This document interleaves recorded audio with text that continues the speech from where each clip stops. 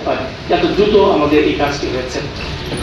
Health economics institute থেকে অনেকেই 4-5 জন প্রশ্ন করেছেন এবং আমার সৌভাগ্য হয়েছে যে তথ্যটি আপনাদের কাছে স্টাডি পেপার যেটি আছে, যে আমাদের রেভিনিউ 2018-17-18-তে রেভিনিউ কালেকশন হয়েছে আমাদের মূলত 22,000 কোটি টাকা। আর আমাদের স্বাস্থ্য খাতে ওই সময় 7টা ডিজিজ, কিন্তু সমস্ত স্বাস্থ্য সমস্যা না, শুধু 7টা ডিজিজে তখন খরচ হয়েছিল 30,000 কোটি টাকার মতো, এবং আমি এই স্টাডির টিম লিডার ছিলাম। সুতরাং দিস ওয়াজ এ ম্যাগনা কার্টা। এইটা আমরা কিন্তু সারা পৃথিবীতে এটি কিন্তু আলোচিত হয় বাংলা, এবং আমরা কথা দিচ্ছি যেটি তো 2018 সালের, এখন হচ্ছে 25, এটিকে আরো এক্সট্রাপোলেশন করা দরকার, নতুন কি তথ্য আসে সেটি আমাদের জানা দরকার।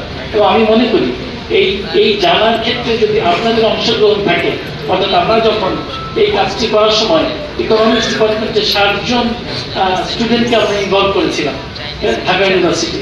সুতরাং সারা বাংলাদেশে আমরা এই কাজটি করেছি। সুতরাং আপনারা যদি থাকেন তাহলে অবশ্যই আমি মনে করি যে আমাদের নতুন একটা কাজ যেটা আমরা করতে যাবো সেখানে আপনাদের সম্পৃক্ত থাকলে আমরা লাভবান হব।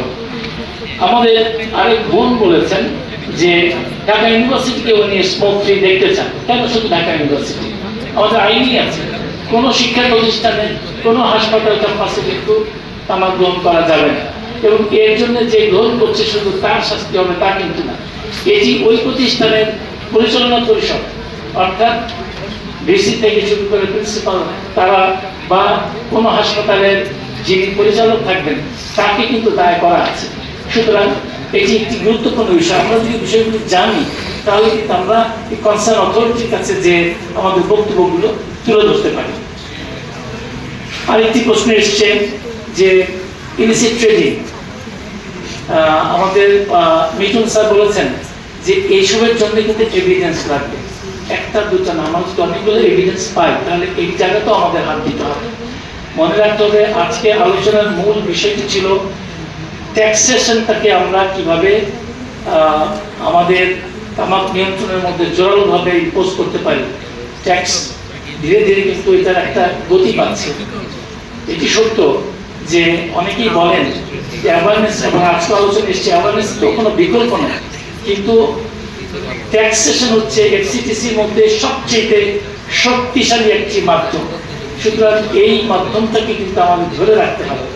এবং দেখা গেছে যদি আমার তামাকের প্রাইস যদি আমার 10% বাড়ানো হয় তাহলে ডিমান্ড কমে যাবে 7.1%।